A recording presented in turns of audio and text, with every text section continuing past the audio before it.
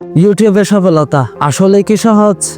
না, সত্যি বলতে গেলে হাজার হাজার মানুষ চেষ্টা করলেও খুব কম সংখ্যক মানুষ এই সেক্টরে সফলতা অর্জন করতে পারে। কিন্তু ইমপ্রেসিভ বিষয় কি জানেন?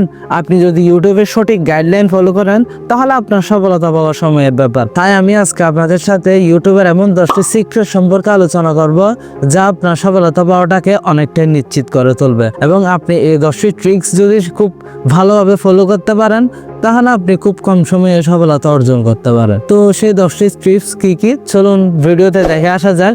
যদি ভিডিওটা ভালো লাগে তাহলে একটা সাবস্ক্রাইব করে রাখতে পারেন, এরকম যাতে আরো ইন্টারেস্টিং ভিডিও আপনি সবার আগে পেয়ে যান।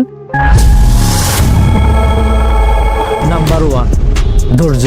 ইউটিউবে যদি আপনি ধৈর্য ধরতে না পারেন তাহলে কখনোই আপনি সফলতা অর্জন করতে পারবেন না।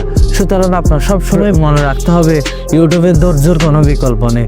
আপনি যদি ধৈর্য সহকারে ভিডিও বানিয়ে যেতেই থাকেন ইনশাআল্লাহ আপনি একদিন সাকসেসফুল হবেন।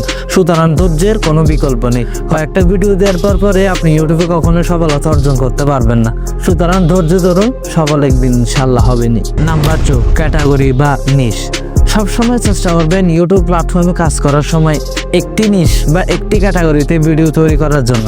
মনে করেন আপনি যদি ইনফোগ্রাফিক কন্টেন্ট নিয়ে তৈরি করেন তাহলে সব কন্টেন্টই হবে ইনফোগ্রাফিক। যদি আপনি টেক রিলেটেড কন্টেন্ট নিয়ে কাজ করেন সব কন্টেন্টই হবে টেক রিলেটেড। সুতরাং ভিন্ন ভিন্ন টপিকস নিয়ে একই চ্যানেলে ভিন্ন ভিন্ন ভিডিও আপলোড করবেন না, এটা আপনাকে আপনার অডিয়েন্স চিনতে ভুল করবে। সুতরাং চেষ্টা করবেন যে রিলেটেড ভিডিও বানাবেন, সব ভিডিও জানলে ওই রিলেটেডই হয়ে থাকে। সুতরাং আমি মনে করি ইউটিউবের নিশ বা ক্যাটাগরি জিনিসটা অনেক বেশি ইম্পর্টেন্ট। নাম্বার 3, কন্টেন্ট বা ভ্যালুয়েবল কন্টেন্ট। যে কন্টেন্টটা বানান না কেন সবসময় চেষ্টা করবেন ওই কন্টেন্টটা যাতে ভ্যালুয়েবল হয়, ওই কন্টেন্টটা যাতে আপনার অডিয়েন্সের কাজে আসে। এতে হবে কি অডিয়েন্স আপনাকে বুঝতে পারবে এবং পরবর্তীতে আপনার ভিডিও দেখলে সেই পুরো ভিডিওটা কন্টিনিউ করবে। সুতরাং চেষ্টা করবেন যেটাই বানান না কেন সেটা যাতে ভ্যালুয়েবল হয়।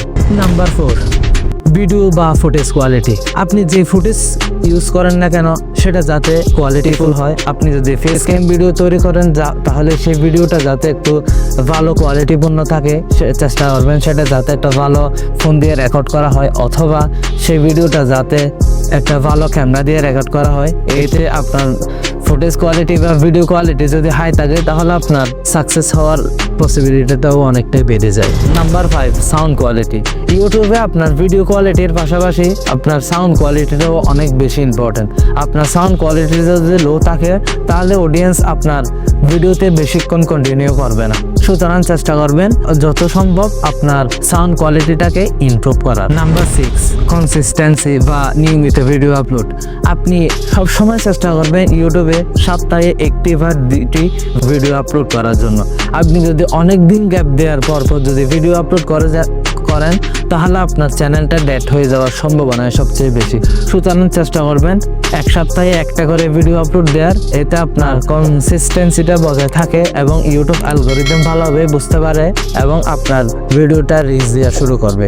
সুতরাং চেষ্টা করবেন সপ্তাহে 1টি অথবা 2টি ভিডিও আপলোড করার। Number 7, SEO। সংক্ষেপে বলতে গেলে thumbnail, title, description, tag, hashtag সব কিছুকে একত্রে SEO বলা হয়। আপনি যদি আমাকে জিজ্ঞেস করেন তাহলে আপনাকে আমি পরামর্শ দিব যত সম্ভব আপনি আপনার থাম্বনেলটা খুব ভালো মানের করবেন, কারণ একজন অডিয়েন্স সর্বপ্রথম আপনার থাম্বনেল দেখে আপনার ভিডিওতে ক্লিক করবে। এবং চেষ্টা করবেন টাইটেলটাও খুব ছোট বা কম ওয়ার্ডের দিতে, এতে অডিয়েন্স খুব সহজে বুঝে ফেলতে পারবে। আপনি যদি অনেক বেশি লম্বা টাইটেল দেন তাহলে অডিয়েন্স এত বেশি পড়বে না, স্কিপ করে দিবে। সুতরাং চেষ্টা করবেন thumbnail, title, tag, hashtag, description এগুলো খুব ভালো মানের দিতে। এগুলো আপনি যত ভালো মানের ব্যবহার করবেন আপনার ভিডিও ভাইরাল হওয়ার পসিবিলিটিটা ততটাই বেশি বেড়ে যাবে। Number 8, YouTube algorithm. YouTube channel বা ইউটিউব ভিডিও বানানোর আগে এটা বুঝতে হবে যে আসলে আপনার কাছ থেকে ইউটিউব কি চাই এবং আপনি ইউটিউবকে কি দিতে পারবেন। এই দুটো বিষয় যদি আপনি খুব তাড়াতাড়ি বুঝে যান তাহলে আপনি খুব তাড়াতাড়ি সফলতার মুখ দেখবেন। এখন আপনি আমাকে জিজ্ঞেস করতে পারেন ভাই আসলে ইউটিউব আমার কাছ থেকে কি চাই। ইউটিউব আপনার কাছ থেকে এটাই চাই যে আপনি যে ভিডিওটা বানাবেন বা যে ভিডিওটা আপনি ইউটিউবে পাবলিশ করবেন সেই ভিডিও ভিডিওটা যাতে কোয়ালিটিফুল হয় এবং অডিয়েন্স শেষ পর্যন্ত দেখে। এতে অডিয়েন্স যদি আপনার ভিডিওটা শেষ পর্যন্ত দেখে তাহলে ইউটিউব প্ল্যাটফর্মে লাভবান হয়, এবং ইউটিউব প্ল্যাটফর্ম লাভবান হলে সেই লাভবানের কিছু অংশ আপনাকেও তারা প্রোভাইড করবে। Number 9, YouTube shorts. আপনি যদি ইউটিউবে লং ভিডিওর পাশাপাশি শর্টস ভিডিও আপলোড করেন তাহলে আপনি ইনশাআল্লাহ খুব তাড়াতাড়ি সাকসেস পেতে পারেন।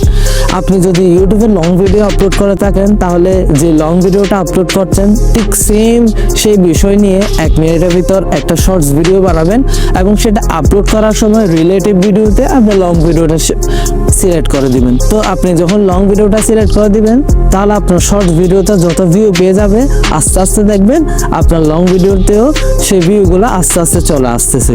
তো যখন আপনার লং ভিডিও আস্তে আস্তে ভিউ পাওয়া শুরু করে দিবে তখন দেখবেন আপনার ওয়াচ টাইম পূর্ণ হয়ে যাচ্ছে, আপনার সাবস্ক্রাইব গেইন হয়ে যাচ্ছে, এবং আস্তে আস্তে আপনার খুব তাড়াতাড়ি সফলতার মুখ দেখতে পাচ্ছেন। Number 10, audience engagement.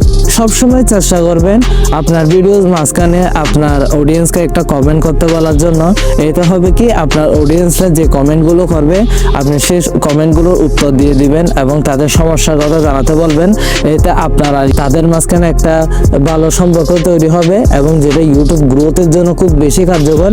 এই জন্য সবসময় চেষ্টা করবেন তারা কি অনুযায়ী ভিডিও চাইছে সেই অনুযায়ী ভিডিও তৈরি করার এবং সেই অনুযায়ী ভিডিও আপলোড করার।